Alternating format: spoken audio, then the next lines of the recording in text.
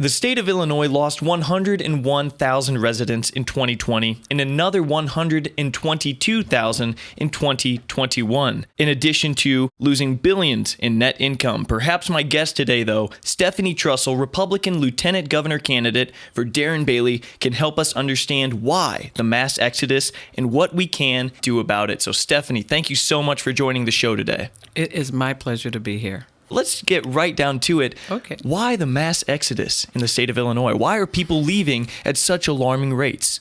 Well, unfortunately, for the last a couple decades, Illinois has gone from being the land of Lincoln to the land of leaving. There's so many facets go into that. I always think about just quality of life. That has taken a decline in Illinois. Well, let's just talk about taxes. That's one of my favorite things to talk about. It is the second highest property taxes in the country. And not to mention, we doubled our gas tax with J.B. Pritzker and the Democrats and a few Republicans that were obviously misguided. And when I think about how much I'm learning about my state, I mean, I was born and raised in Chicago, spent so much time north of 80 that I've never appreciated just how awesome this state is. And so as I travel now since December with Darren Bailey, I realized that it's almost two different states. Down here, south of 80, it's like the heart of Illinois, it's the heart of America, hardworking people. They can't roll up their farms and just leave like so many people do. They don't want to leave. They love Illinois. And after traveling this state for about 6 months, I'm thinking, why should they leave? Businesses have left because it's so hard to operate between the workman's comp insurance and just how expensive it is to operate. They can go right over the border to Iowa, to Indiana, to Wisconsin and operate in the same footprint for so much less money. It seems that we have this reputation of Illinois being a bad state. Or when people say Illinois is bad, it's corrupt. No, Illinois has phenomenal people. Unfortunately, the leadership is what's corrupt and what's bad. And what I've been telling people since I joined the Darren Bailey ticket, don't leave. Just wait. Stay here, vote for Darren in June, vote for him again in November. We're going to restore this state. There's so many issues that are plaguing this state, but there's so many other reasons to stay. When I talk about taxes, some of those bedroom communities around Chicago, right, those suburbs that are really right close, some of them have their property taxes are as high as 6%. They can pay off their mortgage like the American dream. They have their nice blue-collar, hardworking job, and they pay off their mortgage, and they can't afford to stay here because the taxes are too expensive. We have to do something. We have to not only reform our tax, how we do taxes, but also the pensions. We want to guarantee that everybody that has a pension right now, they deserve that pension. We're not going to renegotiate that. That's what you deserve because that's what you were promised. But going forward, we know with our pension debt being at $589 billion, we know going forward we're going to have to do something different because we don't want to have to. I don't think states can file bankruptcy, but we don't want to be in that position. We want to make it sustainable, and we want to make it more importantly, we want a place where people can call Illinois home again. But we want new people to come here and new businesses to come here to know that this is a friendly environment to thrive and grow your family and for a business to thrive and grow. Let me ask you this. You said that Illinois is actually a great state. It's just what's corrupt is the leaders. Why is it a great state? Why should people want to stay? Why should we have hope that if Darren Bailey and you get elected as governor and lieutenant governor, that things will get better? What's here that we're missing?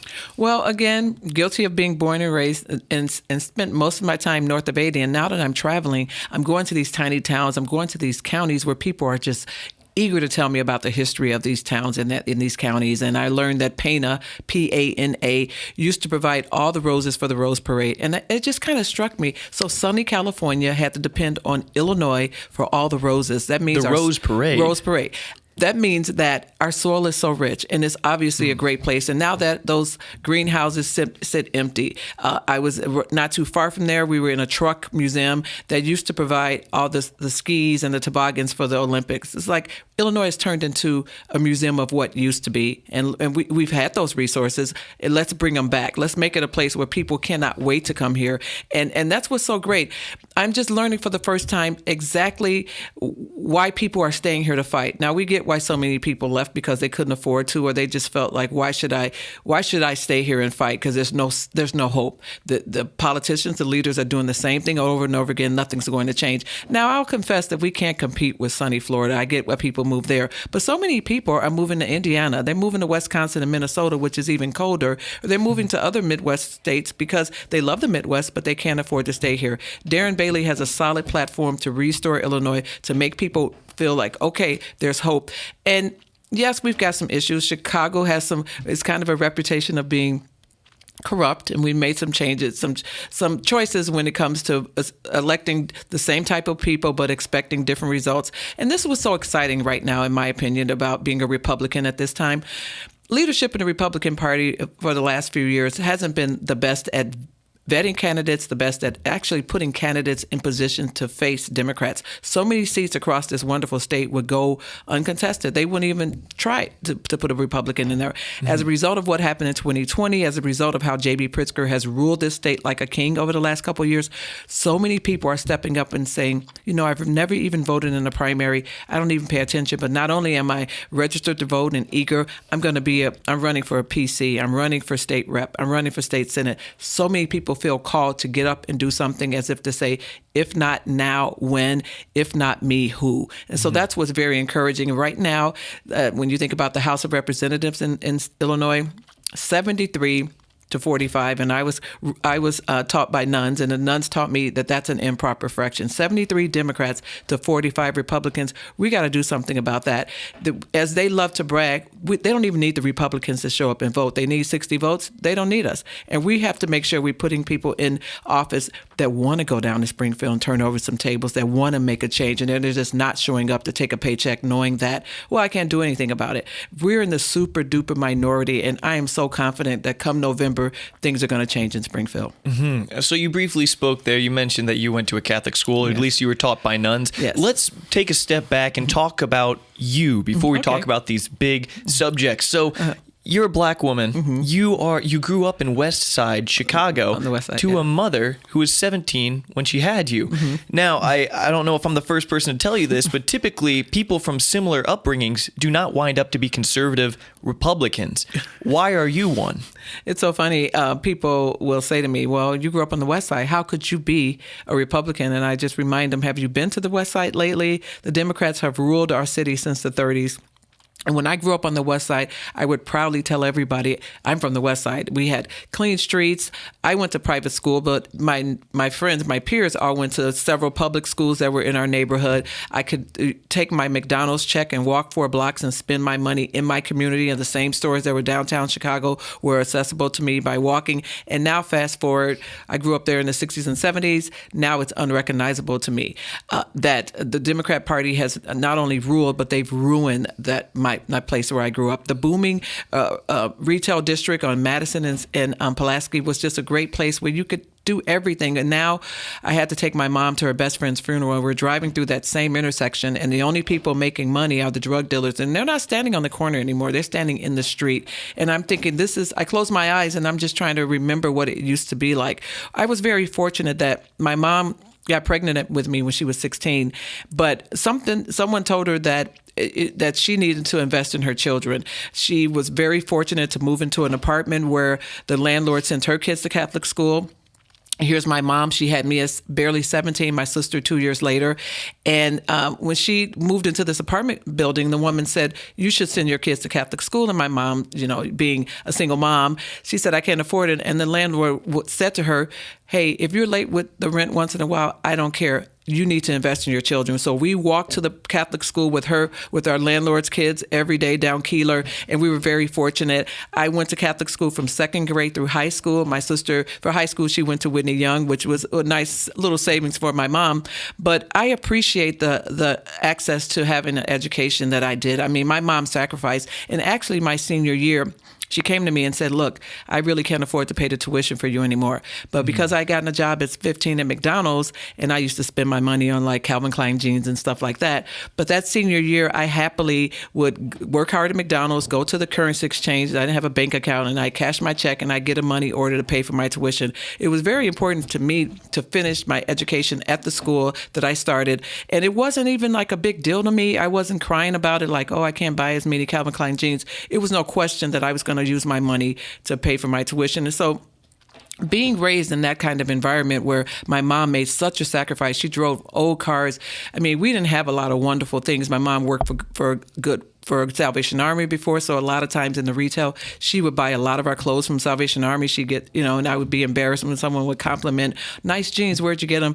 And I'd just say, "Oh, I don't know, my mom got them." I didn't want to say she got them from Salvation Army. And so when I became a mom, rather young as well, I had just turned 20. It was very important to me that my kids had a great education, so follow suit. I put my oldest, in a Catholic school.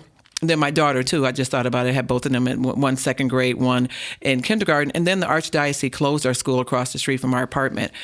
And my biggest fear was that my kids were going to go to a school in Chicago that was not rated very well. So that's when I said to my husband, who grew up in the suburbs, it's like, well, let's move to the suburbs then. Let's move to a community where our tax-paying dollars actually support a phenomenal school, and you don't have to know someone to get into a good school, or you don't have to pay tuition. So that's what we did, and it was 1994. My joke is that Al Gore hadn't invented the internet yet, so we couldn't go online to say which schools are great, which ones are bad, what community. So my dad had bought a rib restaurant in Westmont, a western suburb of Chicago. I worked for him one summer, and my intentions were to move to Evanston, because we were living in Rogers Park. And then after spending the summer working with my dad, it became very obvious to me that I needed to be in DuPage County. I was barely a Republican. My husband bought a car with no FM radio. That's how I started listening to talk radio. And I realized, wait, I'm not a Democrat. I am a Republican. So I moved to DuPage County. And it was solid red. We found this tiny little town in the midst of all these bigger towns where my kids got to go to a high school with about 500 kids, where everybody knows everyone. I was told, you can't move your family from Rogers Park to DuPage County. They'll never fit in. They'll be victims of driving while black. What are you doing? I'm so glad that I didn't listen to them. At that time, I had 3 kids. My oldest was 9, my daughter was 7, and then my son was like 17 months. And my family immediately fit in DuPage County. And fast forward, my oldest was prom king. My daughter got a full academic scholarship to the private Catholic university where she got her master's. And all my kids thrived and just did well. My joke is that the one person that was a little bit tougher fitting in our community was my husband, who happens to be white, but he cuts his grass way too early in the morning on Sunday. Most neighbors get mad at him for that kind of stuff. But the rest of us fit in really well. And that's what I love about a small town. Even though most of my neighbors don't look like me, but we go to the football games. We're cheering for our kids at basketball. I was on every committee. There was nothing that I wouldn't do. If they asked me to do it, I'm there. And that's how I got to know my neighbors and my friends, and just cheering and just being small town people. And that's what I love about DuPage County. Everyone loves Dave's Supermarket in Fairbury, and they have for 72 years. To say thank you, Dave's is having a 72nd anniversary sale from now until June 14th. You'll find pork sirloin roast at only $1.79 per pound, 80% lean ground chuck for $3.72 per pound, broccoli crowns and Vidalia onions for only 72 cents per pound, and tons of other marked down items as well, like hot dogs, bologna, deli meats, cream cheese, cereal, and so much more. And while you're here, enjoy their famed deli market and bakery, where delicious foods and baked goods are prepared daily. That's Dave's Supermarket in Fairbury, Illinois, wowing the customer for over 70 years. Where's this mentality come from, would you say? Your mom, I assume did she raise you single? Is that right? She was married to my stepdad when I was about 10. It didn't last very long, about 5 years. But yeah, so she was just, my mom didn't sit down and say, well, this is about work ethics. This is what you do. She just showed us. She dropped out of high school to have me, and she taught us, she went to like administration school. She went to like secretarial schools without a high school diploma. And she became one of the best typists, and shorthand. I know you're probably too young to know what shorthand is, but she became a very good stenographer, and she worked her way up to be an executive assistant at Western Electric, which is a really great company to work for. And so she just showed us that hard work paid off. Her mom had died when she was 13, so she lived in foster homes, and she knew what it was like to be hungry. Actually, when she got pregnant with me, she was basically just she had run away from the foster home and just hanging out with friends. And then she was driven to an abortion clinic in 1964 to kill me. She didn't get out of the car. And you think about, this is a 16-year-old orphan nowhere to live, no high school diploma, and decides, you know what, this is a baby, not a choice. And when she dropped out of high school, she just worked many jobs. And I jokingly say we kind of lived a ghetto fabulous life. My mom, as I said, sacrificed, sent us to private schools. We had dance lessons on Michigan Avenue. We were Girl Scouts. We were constantly way too busy to get immersed in or to get in trouble in the hood. We were always going somewhere. And that's what I appreciate. And so when I became a mom, I felt it was just as important for me to sacrifice for my children. And I think about it like this. This is the American dream. My mom dropped out of high school to have me. I went to college for like 5 minutes, and then my daughter got a master's degree from a private university. Every generation just doing a little bit better than the last. My mom grew up hungry, and she made sure we don't know what it's like to be hungry. We always had a lot of everything, and that's what when I moved to the suburbs, schools was one of the issues that we were concerned about. But when I grew up on the west side of Chicago, it was safe to ride your bikes. It was just a great community, and unfortunately, by the time in the 90s when my kids were of that age, there was no place that I could afford to live in that offered that same quality of life. So that's why I moved to the suburbs. I wanted my kids to be able to ride their bikes to school or just be safe on the streets. And that's why it was very important to me. School choice was one of my biggest thriving motivations to move. But also, I just wanted my kids to grow up listening to crickets and not sirens. Mm-hmm. Wow. Very, very interesting. First of all, it's very apparent that you're good at talking. You've been on the radio. You hosted that show for like 7 years, one of the biggest shows in Chicago. But I want to say one thing, and it's very fascinating to me to talk to people who have made it out of dire circumstances and done very well for themselves. Your mother, for instance, and you. And the way I've noticed that kids can come out of these terrible, less than desirable situations is their parents keep them busy. Right. So kids in the inner city, I know plenty that have made it out, and they're doing great things. Their parents kept them busy because idle hands are kind of the devil's playground, You're a smart young man. But I have to say, I'm the least successful. I think my little sister's 2 years younger than me. She went to Whitney Young.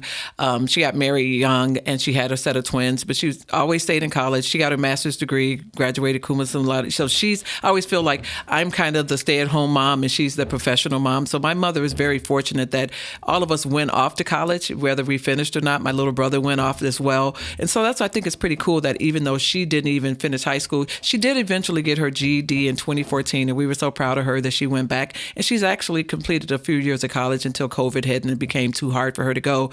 But I'm just so proud that she just worked hard. She just didn't wait around for any kind of like subsidies. And she just worked. She just got up and did it. And I just remember every job that I got, all I kept thinking about is that I wanted to be the best and the most valuable person, that they could never fire me. My first job interview at McDonald's in Maywood, I'm sitting there in the lobby and a pipe had broken. And so water's flooding the floor. And this young woman was just working so hard, working a drive-through, hustling, just pretending like the water wasn't there. And I looked at her and said, I want to be like her. And so I get this job. My mom fixed my birth certificate so it appeared that I was 16, but I was just 15. So I got a job when I was 15. And by the time I was 17, the managers were tossing me the keys if they had to go somewhere. I took my job at McDonald's so seriously. I went to Hamburger U at 18. No other managers at our store passed the test on the first time. I got out of the car. My owner-operator was in the drive-thru window, and he gave me a thumbs up, and I said, yeah, I got it. I loved McDonald's. I loved everything it stood for, that you could start off making fries and go on to be the CEO of the company. And I just, in my high school yearbook, and they put in the superlatives what you want to be. And this is me my senior year, like, I want to go to Hamburger University. I didn't think that wasn't, I planned, I went off to Northern, but it didn't work out. And so then I wound up at Hamburger University, and every job, every company that my husband and I have started, I've always modeled it after McDonald's. McDonald's is just a phenomenal company. And back in the 80s, they made a lot of black millionaires. They opened up, if you hear the story of Ray Kroc, he was so adamant about making sure owner-operators of every diversity. So if you owned a McDonald's in the 80s, you knew that was $1 million location. And my store actually was owned by a white person. The corporation came in and took it over, and then eventually it was bought by a black owner-operator. I learned so much from this gentleman and his wife. They actually went on to own 3 McDonald's before I left. And just the possibilities that were there just with a little hard work. And he really supported me and gave me opportunities at such a young age to be able to be a certified manager for McDonald's. And I tell the joke that I think I was making $4.10 an hour. So this is back in the 80s. And I know you guys are thinking, how can anybody live on that? So Mrs. Phil's Cookies came to town. And they were offering a whole dime more an hour to be a manager for them. Can you imagine? Right. So here's me, see you McDonald's. I'm off to Mrs. Phil's. And so I get a job in downtown Chicago. And Mrs. Phil's had just so many locations. She was just blowing up. Actually, I worked at the number 2 store. The number 1 store was in Hawaii. So I was on Wabash and Randolph. And so you would scoop cookies to the point where you get a callus in your hand. And I was the manager of this store. And it was just one of the best opportunities. I learned so much. But unfortunately, at that time, in my opinion, Mrs. Phil's wasn't run as well as McDonald's. So I got married and had my son, and so I walked away. But as I said, every company that my husband and I start, I want to be like McDonald's. I want to make sure it's consistent. I want to make sure everybody's wearing name tag. And if we get it wrong, tell us what we could do to make you happy. And so it's certain things that is just work ethics that were poured into me. Every job I've ever had, I've always been promoted. And I left one of the you grow up black in Chicago, and you've made it if you get a city job. And so I got a job with the Chicago Office of Tourism. It was just phenomenal. And I was making more money than I'd ever made in my life. It was just pretty cool. And I just had my 3rd kid in February. I started working there, I believe, in July. And I had 3 kids at this point, sending them 2 to day camp, 1 to babysitter. And it was kind of expensive, but I was making pretty good money. And then one day it just hit me that my job as a mom, I wasn't easily replaced. I mean, I guess if something happened to me, my husband could get married and bring in a new stepmom. But I realized that I was needed at home. And to walk away from that job, I gave them, unfortunately, a 2-day notice. And that's not how I normally operate. I would give 2 weeks. But I wasn't walking with crisis like I should have been, but I heard a voice just tell me, stay home and take care of your kids. And that was very shocking to my husband, but we both came to that decision at the same time. And I never regretted it. Now, we could have taken better vacations we had 2 incomes. But for me to stay home with my 3 kids, and then I eventually went on to have 5. So I was always available to go with my kids on field trips and just be part of that, be at home. If my daughter would get to high school and say, oh, Mom, I forgot something. Could you run it up here? Or any of my kids, I was always available to do that. And that was important to me. And so, it's just amazing that how my priorities changed once I had my 3rd son, and I realized, my 3rd child rather, that I need to be around for my kids, and money isn't necessarily everything. And my husband got a part-time job to supplement, and then he eventually got enough good jobs, 1 job to take care of the entire family. Let me ask you this. Your mom was driven to an abortion clinic, nearly ending your life. Yeah. You very well might not have been here. I think 1964 abortions weren't legal then, but in the black community, you could drive to an abortion clinic and everybody knew where they were and you could kill your baby. Yes. So that's exactly what I want to ask you about. So abortion clinics originally popped up primarily in black communities. And still predominantly. Yeah, exactly. Yeah. They disproportionately affect the black community. In New York, it is more likely that a black baby will be aborted than born. That's astonishing, and I don't know how many people know that. What are your thoughts on abortion, and maybe more specifically, abortion clinics, in the black community? What do you think about all that? The tractor cab is the mission control of the entire farming operation. Worn out and outdated tractor cabs lead to annoying discomfort, hindered productivity, dangerous sound levels, and lower resale value. This is why you need to revive your tractor cab with Fehr Cab Interiors. Fehr Cab Interiors was born in the summer of '88 in the basement of Ron and Norma Fehr as an on-the-farm tractor cab restoration service. As demand increased, however, we began building kits to ship directly to farmers to install themselves, and we've been growing ever since. Today, we use our vast facility in the cornfields of Illinois to manufacture high-quality custom tractor upholstery for over 750 models from the 1960s all the way through to the 2010s. Our team of product engineers carefully design each new part, emphasizing product fit and ease of installation for anyone to install. We offer acoustical foam panels, pro-formed plastic panels, headliners, floor mats, door and window seals, seats, and much more. Our trusted team of cab interior experts finish all the sewing, laminating, contouring, and thermoforming in-house for fast, easy, and proper installation. While our state-of-the-art production methods such as CNC plastic cutting, automated robots, auto foam cutting, and precise parts finishing ensure quality-made panels that conform to your tractor perfectly. While determined to make the best products possible, we are always studying new ways to enhance their longevity. We carefully monitor lamination quality, use premium grade foam, and utilize the highest standards of raw materials when manufacturing. We strive to make our products outlast the original interior lifespan. With our massive inventory and delivery trucks that pick up daily, logistics are a snap, giving you a head start on your fresh cab feel. Additionally, here at Fehr Cab, we have phenomenal customer service. Our call center is manned not by robot answering machines, but real, experienced, and knowledgeable people who will provide you with installation tips, product details, and help with any questions you may have before or after the sale. But don't just take our word for all this. See what people are saying on faircab.com and Google reviews, where we've earned over 2,000 five-star reviews. Make your time in the cab more productive, comfortable, and convenient than ever before. When the time comes to fix up your aging tractor interior, try out the cab interior experts at Fehr Cab. Visit us at faircab.com or give us a call at 815-692-3355.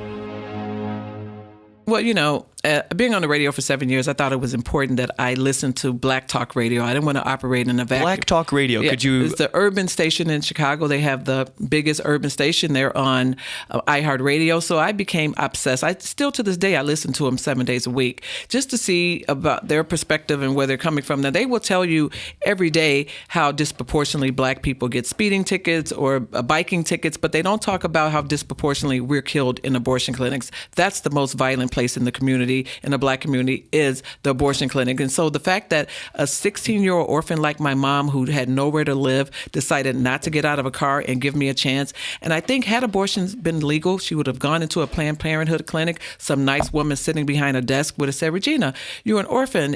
What are you doing? You can plan your family later. Go ahead and just, take care of this and then move on and see what happens." I'm so happy that she never got out of the car and never, ever, hopefully she hasn't regretted her decision.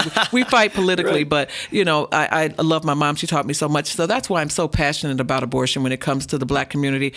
I say that they attack us before we even get eyebrows. And I think, how are we going to get gangbangers in the street to value life if we're not even standing up for the Black babies in our community? Being on the radio for 7 years in Chicago, more often, I would have an opportunity to interview these pastors that have shut down the highways. We're shutting down the highways to bring attention to the violence in our neighborhoods. And one I kind of got into a relationship with, and we would text, constantly and challenging him.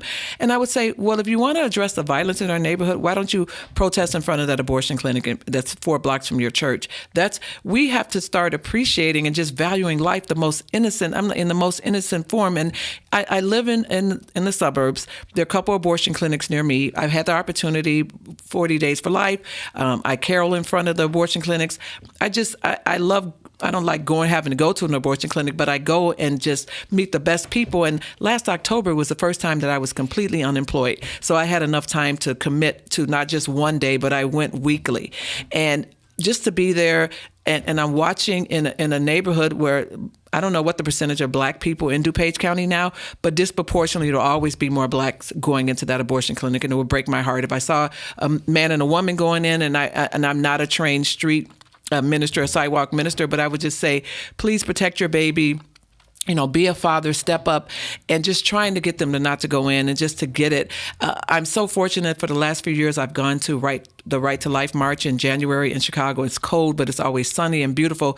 And the keynote speaker is usually a woman that went into an abortion clinic, was headed into an abortion clinic, and some prayer warriors prayed for them, and she didn't go in. And she's got her baby on the hip, and the baby's wiggling, and she's talking about all the resources that the Women's Center gave her. And now she's getting her master's from DePaul or something, and she's just doing great. I've never heard one story where they said, "Gosh, I wish I had gone in." It's just a lie of darkness that we've fooled ourselves that your life is going to be better if you kill your baby. And we know that every life is not by accident. The fact that it's conceived and it becomes a life, and that's a plan, and God obviously has a plan for them. And so I'm unapologetic about being pro-life. When they say, well, what about in the instance of rape and incest? Well, technically my mom was underage, so that's statutory rape. So I should have been killed for a sin of, let's say, of the dad. That just doesn't make sense. And when they talk about the health, I'm kind of obsessed with this topic, so I listen to a lot of experts. And when you hear OBGYNs talk about it, especially the ones that are former abortionists, most of the time, the most common thing is preeclampsia, and that's high blood pressure. And when a pregnant woman gets that, the only way to cure that is to deliver the baby. There's no need to chop the baby up first and dismember it before you deliver him. Simply deliver the baby. So that instance, or what about in the case of the health of the mother, that's so rare. And so it's not even an issue. And if abortion clinics had to sustain themselves on those instances, they go out of business. We know they love having abortion on demand at any time, any circumstances. And as you know now, Paul, we went from, okay, it was a little heartbeat, but now technology, we can see the baby, we can see his face, 4D, and now they want to kill the baby. Third trimester is horrible enough, but now it's up until like 9 months, or sometimes even after birth abortions. It seems like our culture has become almost monstrous or Frankenstein-ish. Like, really, are we those kind of people that's how? What do you mean? And I love to argue with people, but I'm learning that to give them their argument. If they say life doesn't begin at conception, I say, okay, you're right. So just tell me, when does life begin? And at what point is it a baby? And what point should we not kill it? And so they generally don't have an answer for that, which just kind of proves our point. It is a baby. It's always a baby, and it's biblical. And if you're a believer, it's hard for me to understand how you could sit silent. And some people say, well, I don't want an abortion, so it doesn't affect me. But if we don't defend those innocent babies, who will? Right. And everyone always likes to point to the faith argument, with abortions. But I always like to clarify, I've gone through periods of time where I was a staunch atheist, actually. And even during that time, I remember contemplating abortion. I was like, even if there is no God, I can't see this as morally permissible for a number of reasons. One being that life logically begins at conception. It makes no sense to say it begins another time. Right. And if you believe that life is valuable, it'd be a slippery slope among many other things to say it's okay to kill these people because they're not wanted. Okay, what about old people? Okay, what about poor people? Okay, what about these people? It's just, it could really go in that direction. And then you start running into, okay, now assisted suicide. You just start to devalue the innate infinite value of human life. And it's problematic on so many different levels. And you don't have to believe in God in order to see I'm so glad you brought that up, right? Because it's just wrong. And it's a lot of atheists that are pro-life, and it's just that simple. And it's just an issue that, again, we've come so far from what originally it was in '73, when they could probably barely hear a heartbeat. Was it a clump of cells at that point? And now we know exactly what it is. You could see those 3D ultrasound pictures, and the kid looks like the dad or the mom already in utero. And now we're going to say, well, we can kill babies up to 9 months, or up until you're in labor. That's just unbelievable. For some reason, it seems that when people, and this is an issue that I'm relatively passionate about, just because it seems so senseless and horrible to me. It really does, because the only reason that we're okay with killing these babies is because we can't see them, is because they are not right in front of us. Humanized yet, I guess. Right. Well, more so, it's you can do it without looking directly at what you're doing. Right. It's hidden by the mother's body. Right. Because you're inside the mother when you're doing it. Right. It's really astonishing. It's like, okay, take it out and then try to do that. Well, now I can see it. Now it's harder. Right. You see the same phenomena in the military. People have a hard time firing someone point blank right in front of them because it's traumatic. It's horrible. The end of life. You know that deep down. There's something primitive inside of us that you're just like, whoa, that's not right. Yeah. That goes against my moral conscience. Yes. And then if you have a drone, you can mow down people miles away easy, right? Because you're not emotionally right in front of you. Invested in it. That's so true. But it's such an important issue right now in abortion, and they're talking about Roe v. Wade, and I can't even imagine it. Roe v. Wade, as we know, was a bad law. It should have never been a federal issue. It should go to the states, and that's what they're all upset now, that it's going to be a state issue, and that's how the founding fathers wanted us to be. Founding fathers, they didn't want everything to be federal. Let the states decide. And I know, their biggest fear that abortion is going to be illegal. Well, let's just imagine a world where, a country where abortion is unthinkable. And that's what we should be concentrating on. We could have a whole episode talking about abortion, but I've only got you for a limited amount of time, and it's very interesting talking to you. But maybe you can help me to understand something that's very complicated. You are a black woman from Chicago, like we've already said, and anyone can with eyes can see. But tell me about, there's something going on in the black community And it has gone on for decades, and I don't know if I understand it completely. It seems like in the 60s and before the 60s, the black community was actually doing relatively well. They stayed together more often. Yes. They were going up. Right. Their net income was going up. Yeah. Families were staying together. Yes. The nuclear family was a thing. Was valued. And now the number just keeps going up that 70% of kids, black kids in America, don't have a father in the picture, and abortion rates in the black community are just sky high. The income levels, among so many other quality standards of living, are going down in the black community. Tell me what happened and why did it happen, if any one thing happened? Well, unfortunately, when they decided that they're going to help black mothers or low-income mothers by giving them a public aid, a federal check, and if you didn't have a man in your home, you could get it. When did this happen? I'm so sorry. I want to say in the 70s, 60s, 70s. Correct me exactly the decade, but I just remember as a kid, there was a movie called Claudine, and you can look at it. Diane Carroll is a phenomenal actress, plays this single mom. She's got 6 kids, and she starts dating James Earl Jones. And Claudine, the phenomenal soundtrack, by the way, by Gladys Knight and the Pips. And when she starts dating this gentleman, when the social worker would come over, she'd have to hide him in the closet because you can't have a man in your home. So somehow they decided that we'll remove the father from the home. He's not valuable, but we'll give you a check. And suddenly, fathers didn't have the responsibility of having to take care of their kids. They didn't chase after them like they should, to me, adequately for child support. So it was this culture that you don't need a man, and now this strong black woman and yes queen, and as if it's okay to be a single mom. If certain things happen, that's okay. We understand there's certain situations where you're going to be a single mom, but just to say that you don't need a man, the breakdown of the black family 50 years ago was the opposite.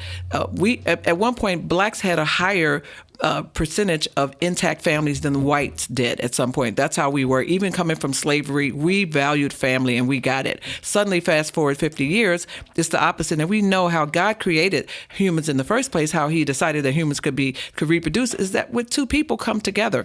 And that's the idea. That's idealistically how you should do it. And not to value one whole part of that is unbelievable. Another TV show, Good Times, and there's a dad, 3 kids, and the mom. They live in the projects, and so. But there was one of my favorite episodes is that the oldest kid, he dropped out of high school, but he was always working. He was a good kid. He's an artist, JJ. So this gang tries to recruit him, and he's behind his family. He's wearing a jacket. He leave out of the apartment and put on a jacket and go hang out with these bad guys. And they're going to do an initiation. JJ's going to become the Mad Dogs or whatever the name of this gang was. And so out of nowhere, the dad comes out of the shadow and grabs him by the collar and says, "Not my son." And that's my favorite episode because he had a dad there to protect him and to stand up. And the Bible says something about when you remove the protector, everything else is vulnerable. Not having a man as a role model coming home every day, even if it's a blue-collar job in the 50s, they put that metal lunchbox on the dinner table, and the wife is cooking, and they're there, just being this, loving, just intact, valuing the roles of each parent. Unfortunately, that's what's happened to the black community, that we somehow feel that we're special unicorns and we don't need dads. And just from my own experience, Paul, I got married really young. I had my 2 older kids, and then I unfortunately got a divorce. And my kids were 3 and 5 or something, maybe younger than that. I can't remember. And so when I had to go and sign my son up in first grade, I sent it to a private kindergarten.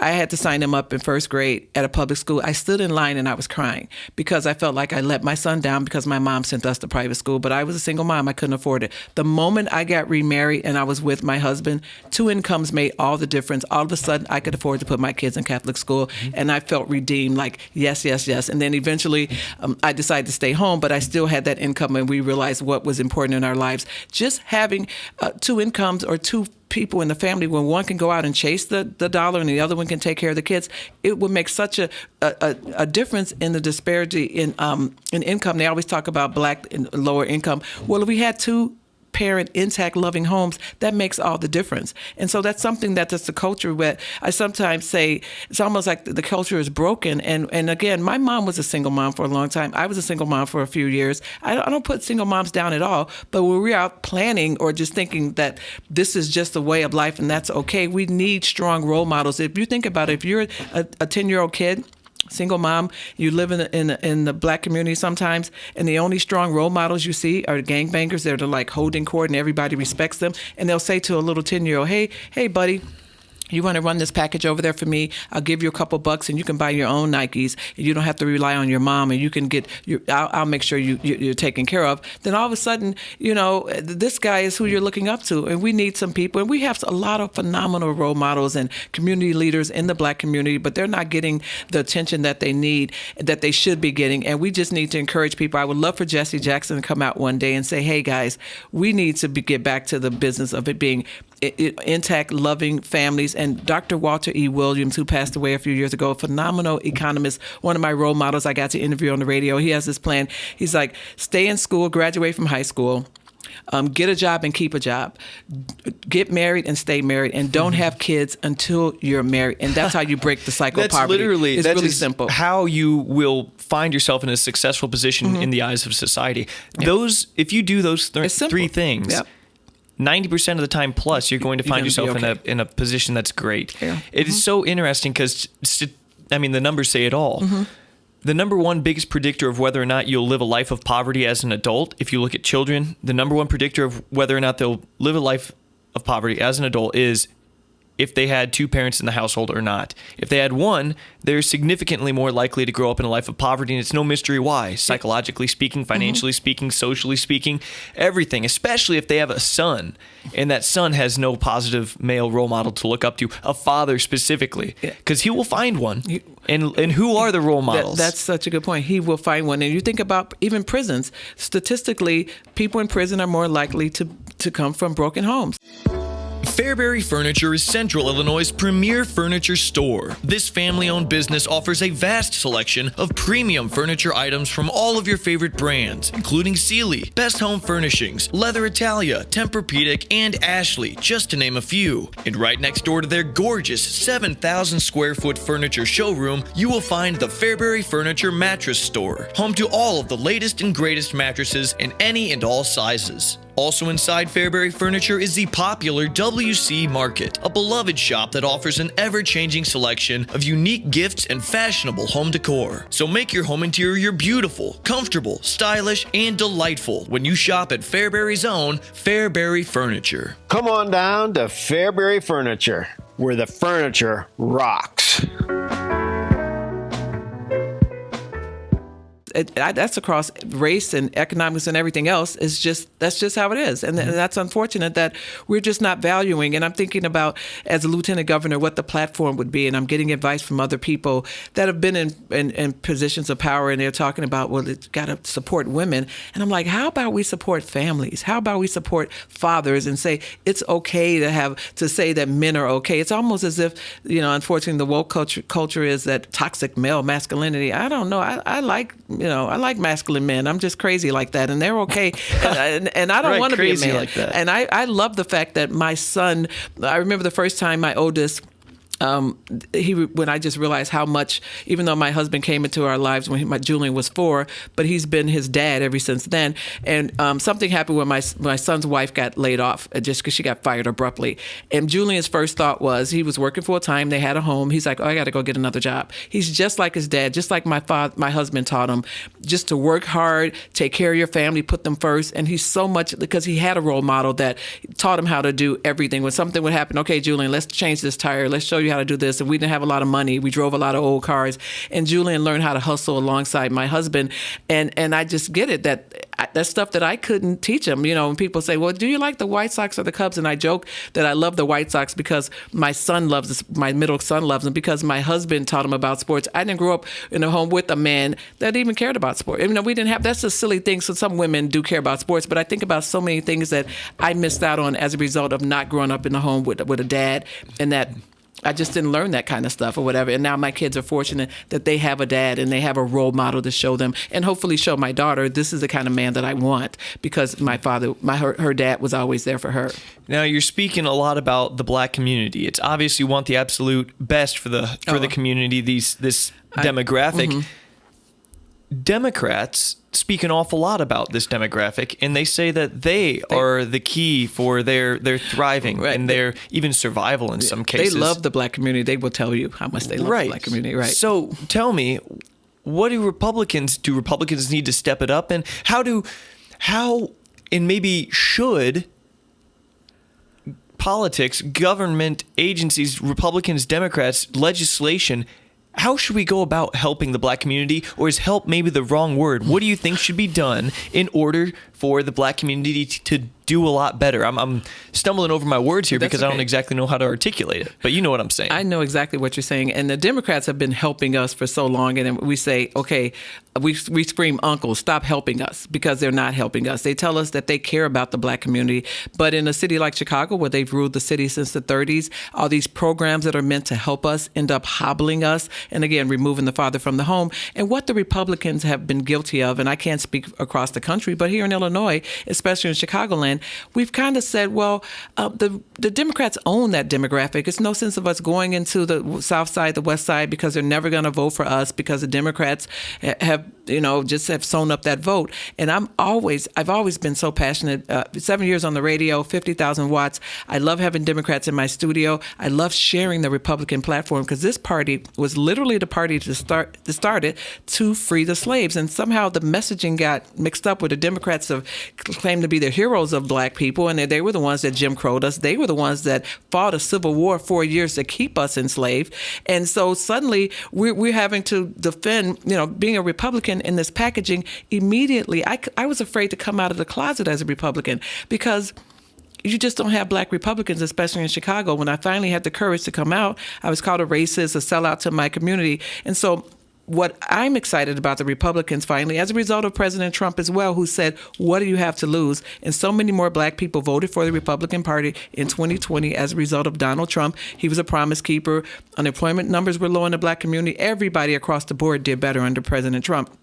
And now running for a statewide office, I'm so excited that I get the entire state to go out as my, to expose our platform and to share with them that the Republican Party, forget about the slavery and everything else the Democrats did. Jim Crow does sit us in the back of the bus. But in 2020, it's the Democrat Party that refuses to let those children out of the grips of the teachers union, give them school choice. If you live in a zip code where you're destined, where you have to go to the failing school in your zip code, how is that fair? How are we going to break the cycle of poverty if you don't have school choice? And Chicago has some amazing high schools. And my sister went to one of them. She went to Whitney Young.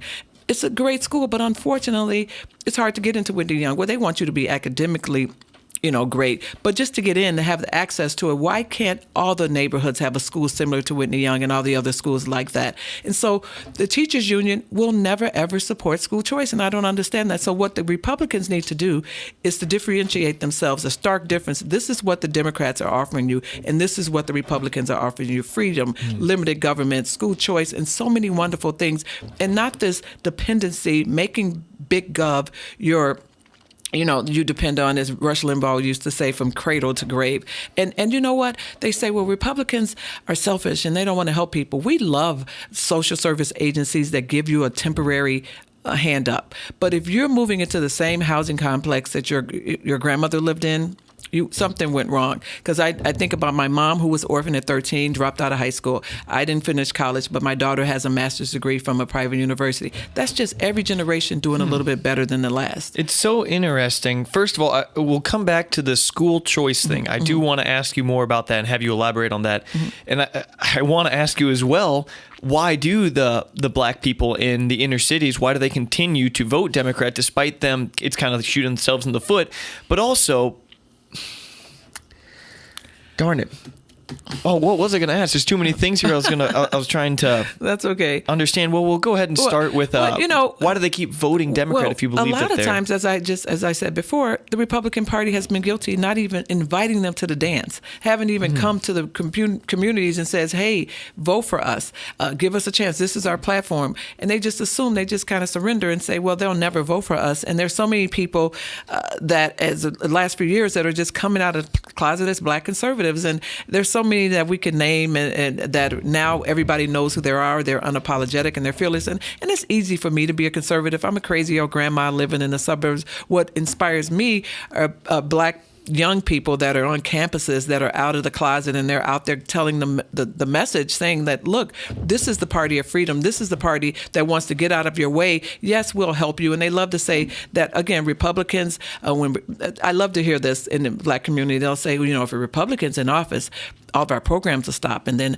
all of a sudden, we'll have a harder time paying our bills, and it's just this, like, they're Santa Claus and we're the Grinch. We're going to take everything from them, and that's just, we got to get better at our messaging. Yeah. Oh, yeah. Republicans really suck at marketing. Oh, right. I mean, it's we got to do better. But look, young people like you and so many others that are out there in your platform, just sharing the good news that it's okay to be a Republican. This is what we're about, and we just have to get just better at saying what needs to be said and just telling the truth. I always, what it is, they deal with feelings, and we're dealing with facts. And I always tell people, I'm not going to tell you what I heard. I'm going to tell you what I know, and I will show you better than I can tell you. And that's what I love challenging them. Being on the radio, a Black woman in Chicago. Are you kidding me? I love having Democrats in the studio. I love challenging them, especially if they had letters behind their name, in front of their names, and here's me with my high school diploma. I'm just going to tell them exactly what I know to be true and how awesome it is to be a Republican.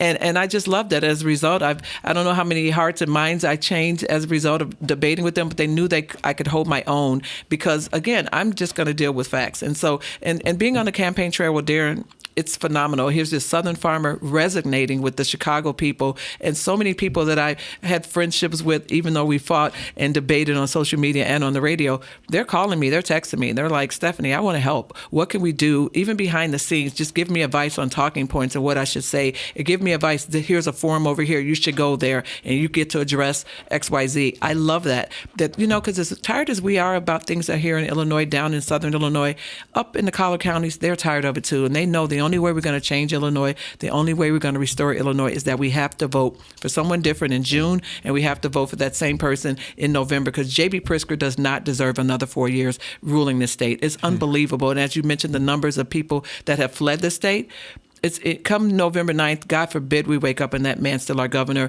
I think U-Haul will have to hire double the staff, people trying to rent U-Hauls to get out of there, trying to put their houses on the market because they simply wouldn't be able to afford to stay here. Because all the stuff that he pushed back, that he put on pause, that he can't wait to implement January 1st if he becomes governor again. Like, I'm going to give you a little break in the gas tax. I'm going to give you a little break in this. But he cannot wait. Give him 4 more years with a super duper minority down in Springfield.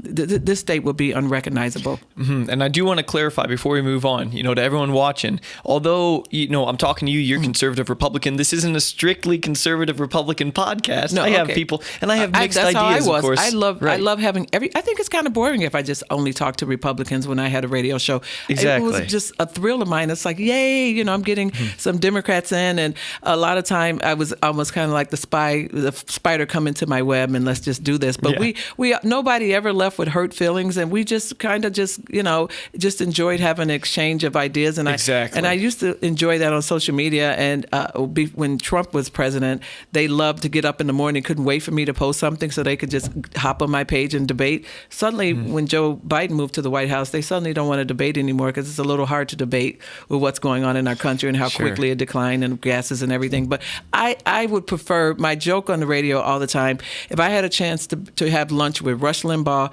or Mark Levin, my heroes, or to be stuck in the elevator with Jesse Jackson and Al Sharpton, I'm going to be in that elevator because I'm like, hit the button, let's talk, and let's just exchange ideas, because that's what I love. I joke that I've been wired wrong. I'd rather be in a room full of Democrats because let's do this. I don't mind a healthy debate. Interesting. I remembered what I was going to ask you, or I was going to say earlier, and it's a psychological type of question, or a point rather. And it's, no.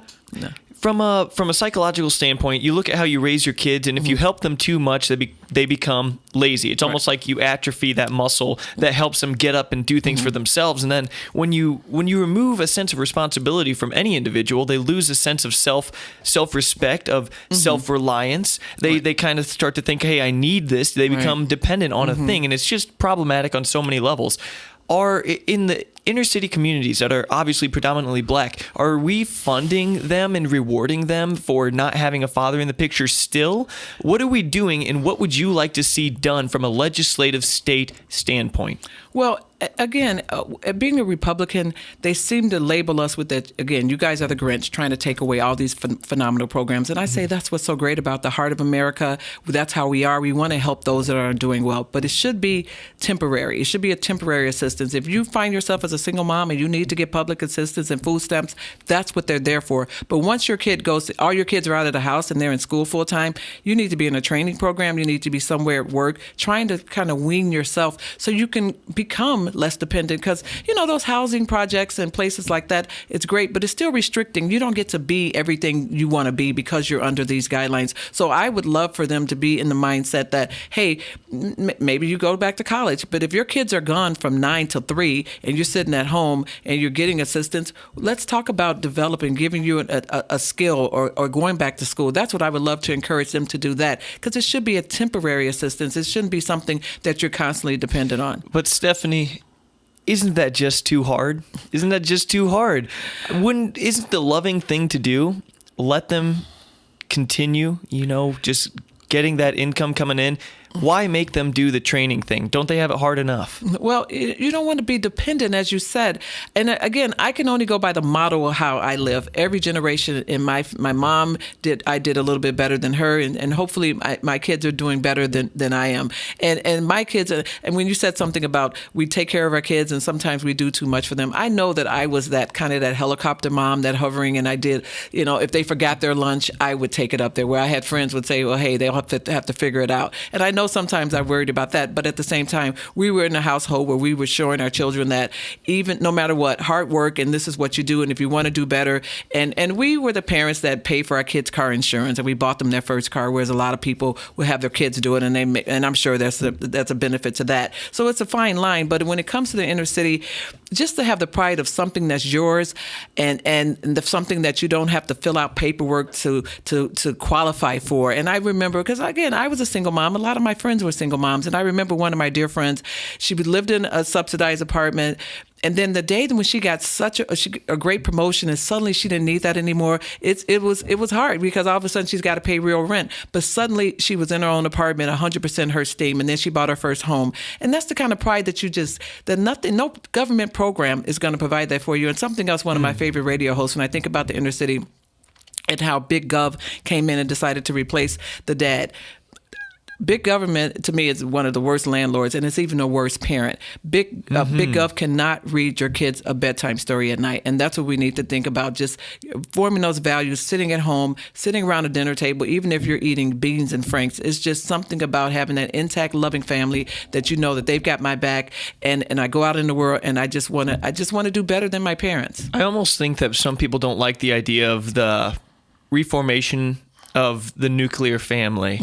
Because it sounds religious, but it doesn't have to be religious. I call it traditional family. Let's just say that. There we go. And I know there's certain entities that are trying to attack the traditional family. And certain entities and three-letter organization feel that that's an unfair advantage to come from a traditional heterosexual intact family. That's an unfair advantage. And what are you going to do with that? But we know, especially, let's just say BLM, it's them. And we know that part of the biggest issues in the Black community is the fact that the father's not there and the leader of the home. Oh, duh, yeah. Right, but they want to remove that, and it's just like, what? And of course, that wasn't disclosed right away. And people that was a brilliant marketing when you think about it. Black Lives Matter, who's going to argue with that? Right, but the entity and what it was all about, and the Marxism and what it was based on, and what their true goal was, and now it's coming out, and as people are realizing that BLM stands for buying large mansions, and have they ever paid for one funeral of a kid that's been shot on the west side of Chicago? Have they ever done? What have they done with all that money? And at the time, 2020, they disrupted our entire country from coast to coast. And so now we're realizing that what they're really about. Okay, let's talk about something. We're jumping around like crazy here, and I love it. Mass shootings, crime in Chicago, right? There's a lot of illegally owned firearms. There's a lot of crime, a lot of death in Chicago. But also we hear about these mass shootings all over the country. Gun control. Right. Some people think that we should disarm everyone. Some people think that we should arm and educate teachers and other people in leadership positions, especially with children. Some think that, void the void, among many other things. What are your thoughts on gun control? And maybe what are you and Darren's thoughts on gun control in Illinois? gun control, that term itself. And we just go back to our founding fathers who were just brilliant in so many ways. And when you hear the people that want to take guns from law-abiding citizens, they'll say, well, why do you need XYZ gun just to hunt deer or to hunt whatever? And the Second Amendment wasn't about hunting. It was about protecting ourselves from a tyrannical government. We should never be disarmed. And when I debate with people that believe that we shouldn't have guns, and I'm thinking, so how are we going to get guns from bad guys? Unless you have a giant magnet, suspended from a helicopter flying over the city, sucking guns out of there. At the end of the day, the only law-abiding citizens would be the ones that would turn over their guns. You'd be disarming law-abiding citizens. The bad guys are not, by definition, they're not going to give up their guns. And murder's already illegal. So to say how they murder people, I mean, let's just address it what it is. And it's an emotional thing. And what's to me, Paul, most egregious, when these shootings happen, half the time the bodies haven't even been removed from the scene. And the gun grabbing left is using emotions and just interviewing the victims' families and right there on the scene saying, this is why we got to take guns away from people. And that's unfortunate. They're not addressing the fact that schools should be fortified. Protect the schools the same way they protect Joe Biden and anybody else that's being protected. You shouldn't just be able to walk into a school. And all those things that unfortunately went wrong in that last school in Texas with the door being propped open. There's so many egregious things. But I felt with the first 48 hours or even more, we shouldn't even be talking about that. Let those people heal. And then they want to immediately, while we're engrossed in the emotions, just take it away. Void the FOID. What's on the FOID card that's not on your license already? I mean, it's just another layer to a red tape to delay you, good, hardworking people, sensible people, responsible people from getting the right to carry a gun. Chicago has some of the most strictest gun laws, but yet and still, it's one of the most violent places where gun crimes are happening every day. And I hate to say gun crime, it's street crimes. We attach the crime to the gun. It's the person that's holding the gun that makes it so bad. Now, when it comes to arming teachers, I don't like to say arming teachers. That's almost like, I picture someone like Don Knotts. You're too young to know who he is, but he was like a goofy sheriff on Andy Griffith. No, there are teachers that are now in our buildings that probably hunt on the weekend. They're probably responsible people that wouldn't mind, being trained to help, protect our schools. We have combat armed veterans that are in our community. I bet you they would love to take turns patrolling those schools. There's a way to protect our children. Nothing's more precious than protecting our children. And to say, I heard a radio host the other day saying, it would cost X amount. Well, maybe if we weren't sending money over to other countries, we can make sure our children are protected, and we won't get into foreign policies. But we have the money. And what's more important than protecting our children? And just that emotional let's take the guns away from law-abiding citizens. That's not the answer. We know more good guys with guns is the answer. And there's so many stories that we don't hear about. The media will never tell us about. And luckily, as a candidate, I'm traveling the state and listening to other candidates that are running for office. And I'm hearing about stories where good guys will come in and save a situation, but the media won't tell you about that. Some person who was legally able to carry a gun, concealed carry, came in and stopped a bad guy. That's what we need. We need more good guys with guns. Because if you go into a place that says no guns allowed, then a bad guy knows, hey, I got this whole place to myself because nobody in here is carrying a gun but me. And we just need to make sure that the Second Amendment is just something that's not negotiable. Right. And, sometimes the liberal types, they're not, of course, they're plenty are intelligent, liberals and everything like that. But sometimes it seems, a lot of the time even, they fail to acknowledge history in that places like Nazi Germany, one of the first steps Hitler took was disarming the citizens for obvious reasons. You can't. I get uneasy when people are so willing and ready to give up their arms and insist that everyone else does the same thing, because who still has the arms is the government. But isn't this the same group that wanted to defund our police and take police out of schools? In Chicago, they voted to take. Now, 2 years later, they're saying, we got to fortify and we have to make sure. And they're the ones that don't like police. So you think about it. There's a mayor, somebody ran for mayor out in California. Not sure if she won, but her goal was to get rid of police. So as they retire, she wouldn't replace them. So they want to get rid of police, take the guns away from you. So literally, who's going to be the ones with guns? Just the bad guys? And you're waiting for police that never come? What we need to do in Chicago, policemen, I think about Chicago because that's where I was born and raised, and I love Chicago, and I wanted to be the place that it was when I was a kid. But when I was a kid, police officers would come into the classroom. They were called officer friendly. They come in and do this phenomenal presentation. They give us coloring books. They were heroes to us, and we wanted to be like them, and we trusted the police. After so many decades of music that's inundated with cop killer culture and the policemen are the bad guys, as I said, I listen to liberal talk radio every day. Some of the hosts are saying, oh, all the policemen in Chicago are just evil, racist Trump supporters. And I'm like, what? In Chicago, police officers do need to get in a better situation where their images change. They are the good guys. They do more for the black community than any other group because they're going into places that a lot of us don't live in and we wouldn't go to. And we need to get back to community policing where they're walking the streets. And it's hard to get people to even show up. I heard one of the hosts say that they had a recruiting session. Only 4 people showed up to be police officers. Who wants to be a cop? Right now, and they're not going to be seems like everyone hates you. They won't be supported by the mayor of Chicago. She's certainly not going to have your Why back. would she do that? If people, that's the only thing keeping people safe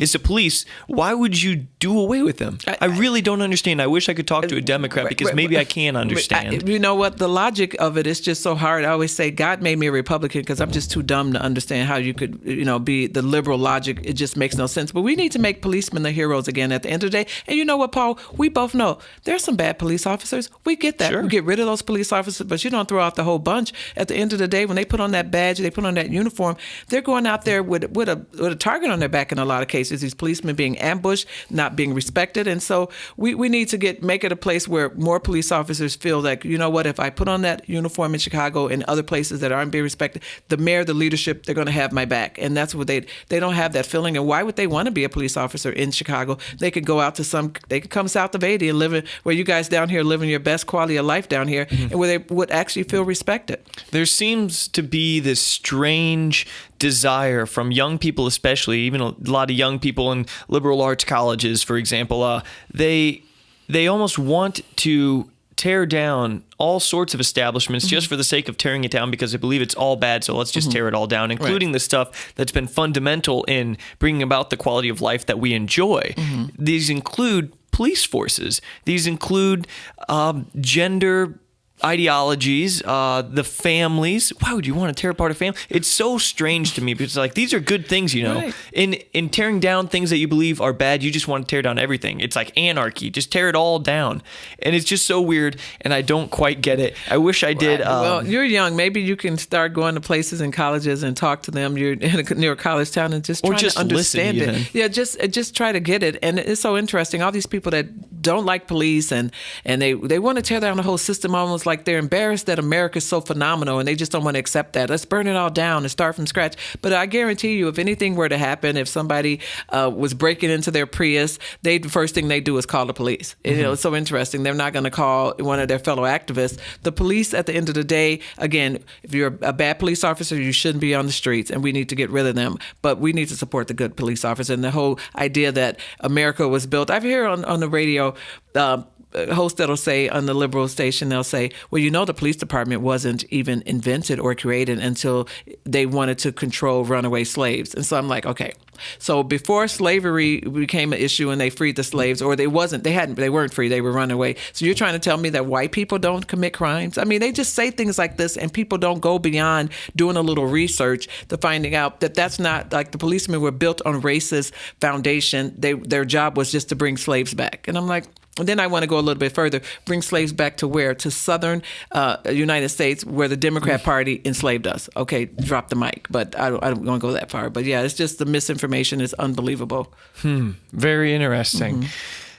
Tell me a little more about schools. I said we'd come back to that. You said you want freedom of choice in schools or something like that. Please elaborate, because I know you're passionate on this, and we're getting towards the end of this conversation, so I got maybe one more question after this. All right. Well, once I became a radio host, and I was always just looking for topics and what's important to me. So a lot of times I would spend, my show was once a week.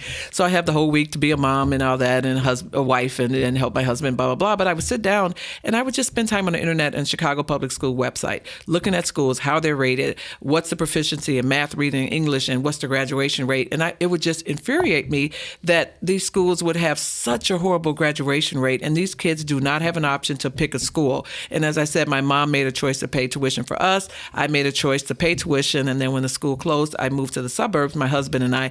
And so I think about those kids that don't have those options, and I wish everybody could just make a decision and pick up and move to the suburbs, but we don't. Everybody shouldn't have to move to the suburb, because your tax dollars are supporting is one of the largest chunks of your property tax goes to schools. It'd be great if they're quality schools, and so it's very important to me that that kids have an opportunity to go to a great school. And Chicago used to be the leader, the flagship city when it came to trade schools. You could go to some of these well-known high schools where you could graduate in an electrician, a plumber, all these trades that are very important, because not everybody needs to go to college. The world needs all kind of tradesmen. If your air conditioning breaks down, you don't need a college professional to show up. You need somebody to show up with a work belt to fix your air conditioning. Why would they remove those trade schools from the schools? What they're doing is telling everybody they need to go to college. Then they're getting the colleges to lower the standards. Suddenly ACT doesn't matter. And they have all these programs where they're bringing people in who aren't qualified to go to these universities. And if you want to go to college and you didn't do that well in grade school, in high school, that's what junior colleges are for. Go there and get your gen eds out of the way and work your way up. But to lower the standards, to send you to a university where you're taking 0-level classes and you're taking out a student loan to go there, and then you wind up flunking out because maybe that wasn't a good place for you, you're setting up a cycle. All of a sudden, now you got student loan debt and you don't even have a degree.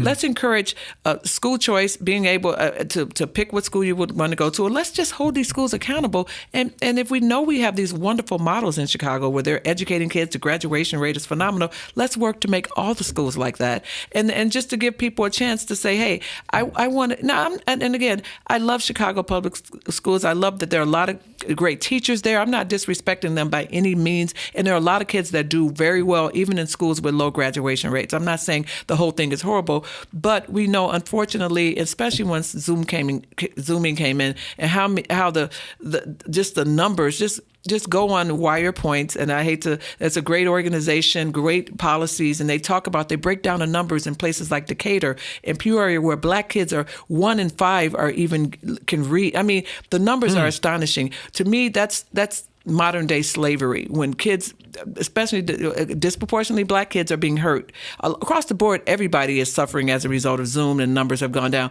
But certain districts, generation after generation of Blacks are not getting educated. In Chicago, 1 in 5 go to a failing school. It's unacceptable what the numbers are.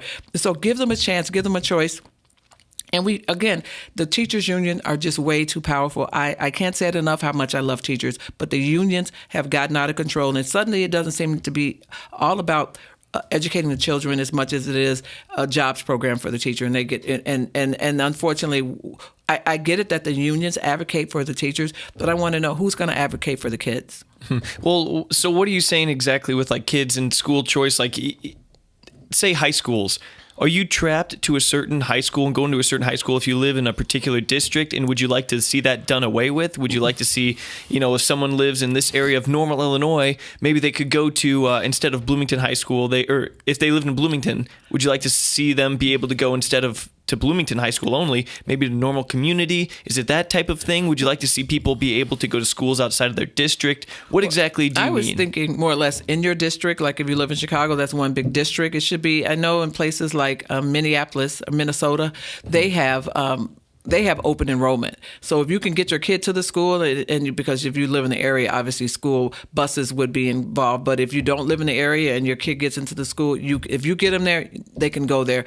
I just, I know there's some issues with school choice that a lot of the details have to be worked out. But again, I'm a proponent of why can't we get all the schools be held accountable? This is what you should be going for. You should this percentage of people should be graduating. And I know when you buy a house as a parent and you're trying to decide what community to move to, the first thing you look at, well, what's the graduation rate of those schools in that area? You're not going to move to a suburb that has horrible schools, because that's, if you're a parent, because you want your kids to have the best education possible. So unfortunately, in Chicago, that's not an option. You can get into some of those schools if you have connections or you're lucky enough to go through their system of lottery or whatever they have. But generally, the overwhelming masses don't have an opportunity. Open enrollment. If you like this particular school, go ahead and apply to get in there. Now, some schools have higher academic standards, and so once you get in, you do have to maintain a grade to get in there. So that's why it starts in grade school as well. We have to prepare those kids for high school to make sure that they can be competitive, prepare them in elementary school to be competitive in high school. So you think that you want to see if a parent can get their kid to any school and that kid continues to meet the requirements from an academic standpoint of that school, those standards, they should be able to go there. But I hate that, though. I hate that the kid lives on one side of town. It takes 2 buses, plane, trains, and automobiles just to get them there.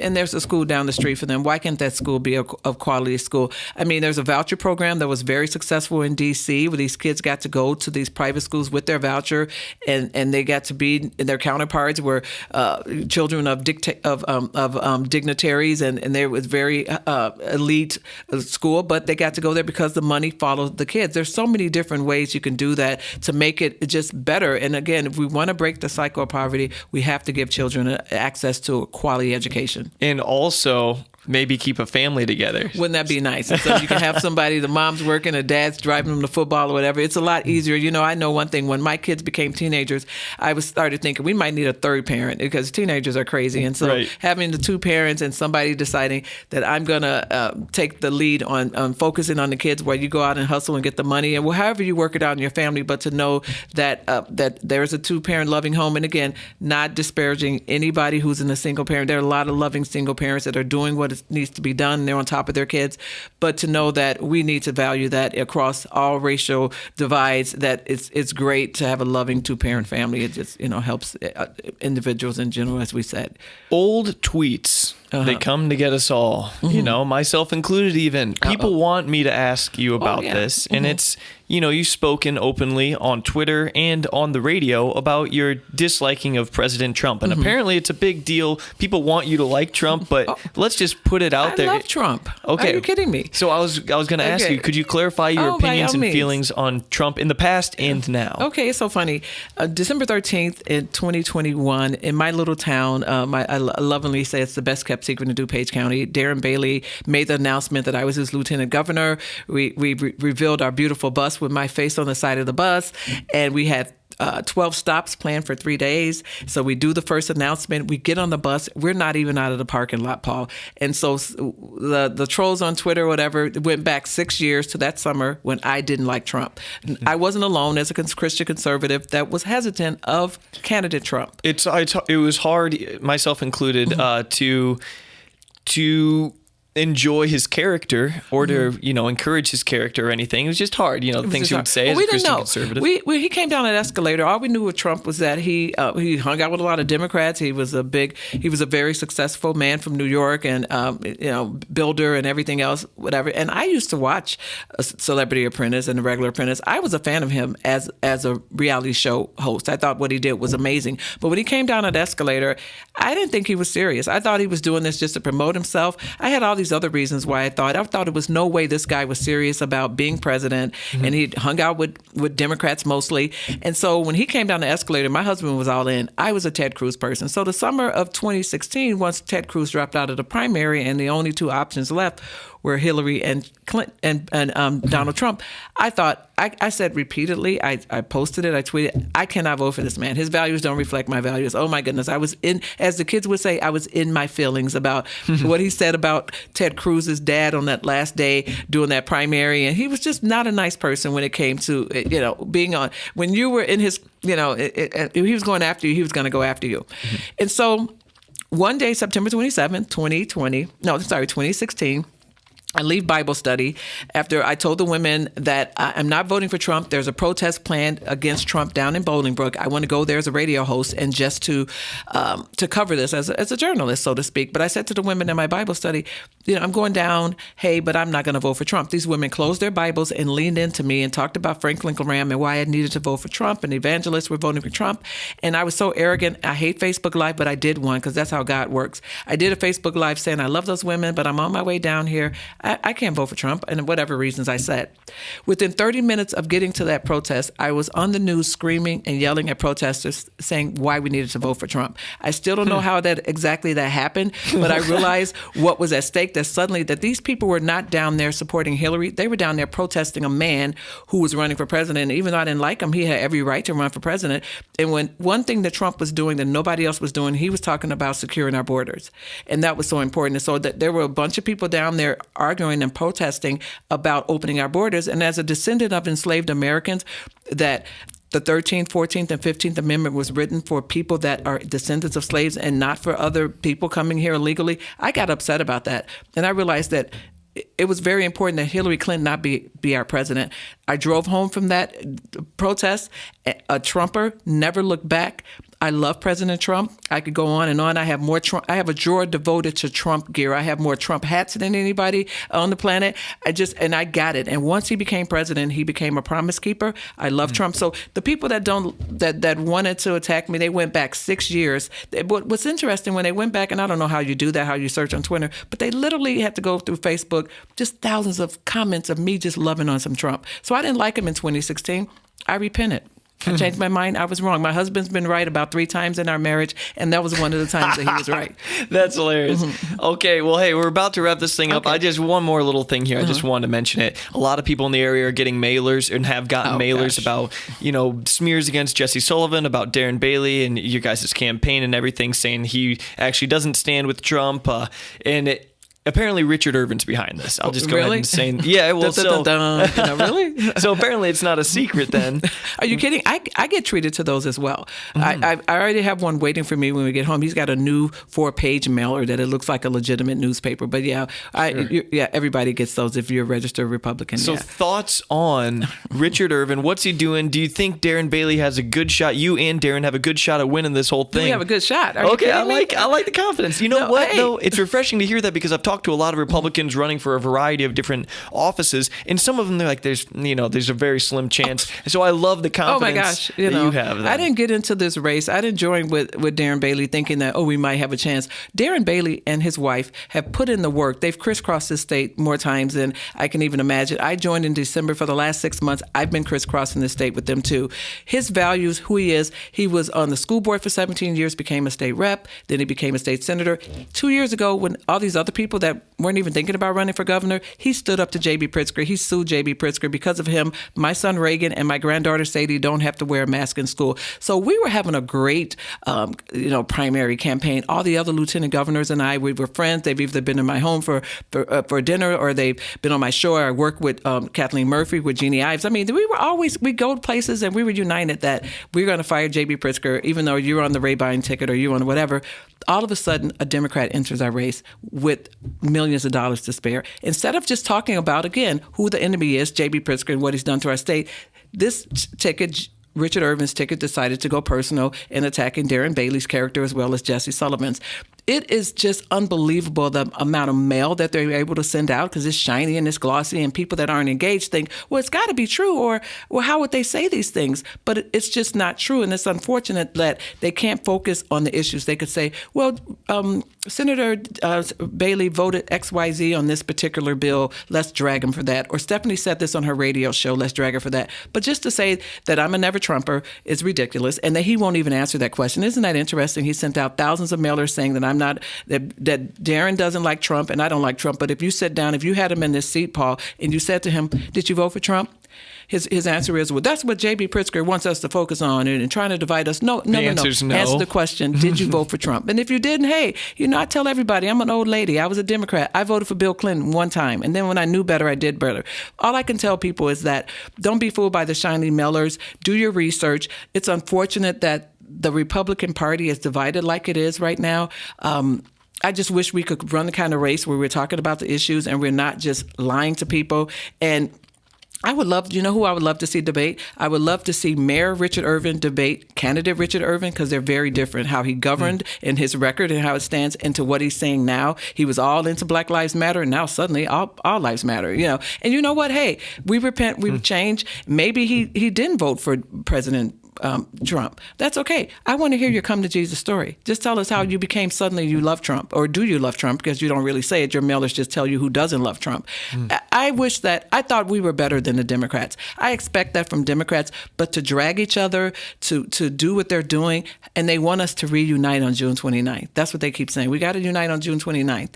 Well, it's important that we unite because the enemy, the common enemy is J.B. Pritzker, but I wish that he would have picked another tactic or a different plan. You could just, with $50 million, you could talk about how awesome you is. You could tell everybody about your record. You have so much more resources than most people. So use it for good and not evil. And so all I can tell people is that, especially after 7 years on the radio, Darren has been in the public eye since he sued. You know our character. You know who we are. Don't believe those flyers. And at the end of the day, I'm a Christian. I have to forgive people. And there are no permanent enemies in politics. And that's okay. And you know what? I'm not a professional politician. I'm not a professional candidate. I'm doing this because I feel called to do this right now. And I'm looking forward to June 29th when the next goal is to go take J.B. Pritzker out in November. But my message to the Irvin campaign, this is what I do. I used to get angry or upset when I would get those in my mail. When I get home, there'll be another one. But I just said, you know what? I got to pray for them. I pray for their hearts and their minds, because a lot of people on that ticket that are endorsed, listed on the website, have been in my home for dinner, have been on my show, and they know who I am. But yet and still, they're still part of a ticket that's just intent on just misleading people, lying, and just it's unbelievable. I've never seen anything like this. Well, thank you so much for clarifying all that there. Yeah. Brilliant. And June 29th, that's when June 28th. I'm just saying the next day is when the smoke clears and we all got to make the best of it. So it's 132 days from the primary to the general. We got to convince a bunch of people that Darren Bailey is the way to go to save this wonderful state. All right. So they can go and vote wherever you vote in your vote town. In person. That's the main thing. We don't want that mail-in stuff anymore. We're going to vote in person. If you vote now in person at your county headquarters, at your then all those mailers will stop coming to your house, because the campaign won't want to spend money on people that have already voted. So if you're sick of those flyers in your mail, vote early. But Republicans, we like to show up the day of. It's up to you. But the most important thing is, whether you vote early or you vote the day of election, is to do it in person. And unless you have to use the mail-in for whatever reason. But no, just go vote in person and make sure that your vote is counted, because that's a big issue. Right. Okay. Well, my goodness, Stephanie, it's been a wonderful time talking to you. This has been very insightful. I've learned a lot. You're a great speaker. So thank you so much for your time. Honestly. My pleasure. You're awesome. And I'm just inspired by people like you that are just doing this. And thank you for giving me such an amazing opportunity to talk, just continuously, and to get a platform out. And so thank you again. Oh, the pleasure is all mine. And thank you, everyone, for watching and listening to The Paul Garcia Show. That was Stephanie Trussell. God bless, and have a great week.